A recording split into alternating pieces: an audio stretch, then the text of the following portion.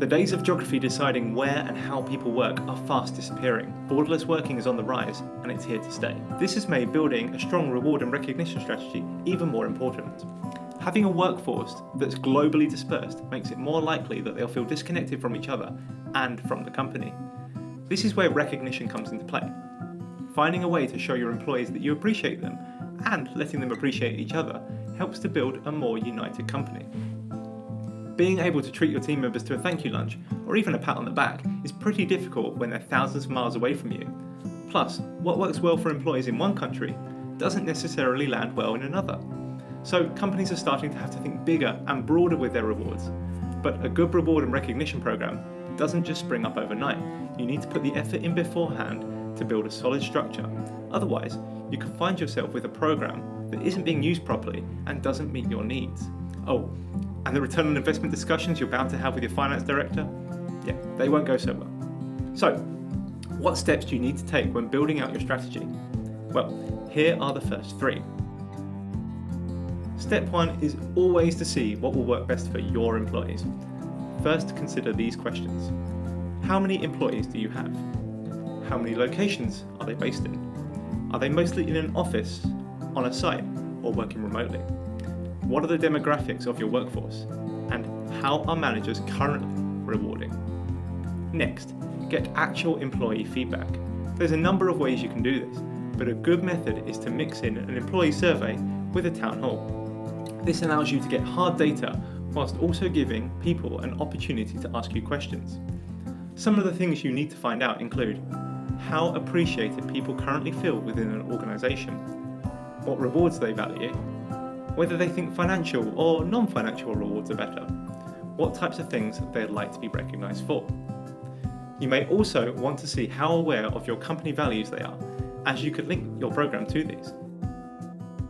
Number 2, defining what success is. What does good look like for you? What will the key metrics be? When you know that, you can move on to the next stage. A good start is to work out an ideal number of recognitions per person within a specific time frame. Now, that's just a basic metric though. You can also link your program to business goals. Perhaps you want to decrease employee turnover rates, increase employee retention rates, improve your employee net promoter score, or happiness score. These are important because ultimately, you want to see people staying with your company for longer and being happier there. Okay, now it's time to crunch some numbers. Work with your leadership team, and especially your friends in finance, to set an appropriate budget. This needs to cover the cost of the software as well as the rewards. Look for a partner whose software does a lot of the admin and reporting for you. It's easy to forget that this is a massive cost, so being able to eliminate it gives you massive savings. For the rewards, work out how much you want to spend on average per employee per year. Factor in things like end of year, where rewards from managers tend to go up. Again, there's a saving you can make if employees can actually choose their own rewards. Not only is this more empowering for them, but it also reduces the cost to you in terms of sourcing and buying individual gifts. For example, Perkbox's global reward tool allows managers to allocate points to employees. They can then spend them on a large catalogue of rewards in their country, no matter where they are.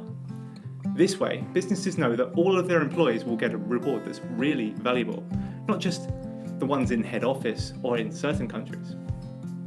Think long term when budgeting as well. This isn't some quick-fire sales incentive because you're about to miss out on your revenue target. It should be a program that will run for many, many years. That in itself should bring the cost down, as it's being spread across a number of years. At a time where workforces are becoming dispersed and employee needs have changed, it's important to give yourself every edge possible so you can attract, retain, and engage talent across the globe. A successful reward and recognition strategy will do just that. These are just some of the starting points for creating a successful reward and recognition program. Get the foundations right, and you'll make the journey a lot smoother for yourself. I hope you enjoyed watching. I hope you found the content useful. And if you want to see more content like this in future, please subscribe and like this video. Subscribe to Perkbox's YouTube account and visit us on perkbox.com.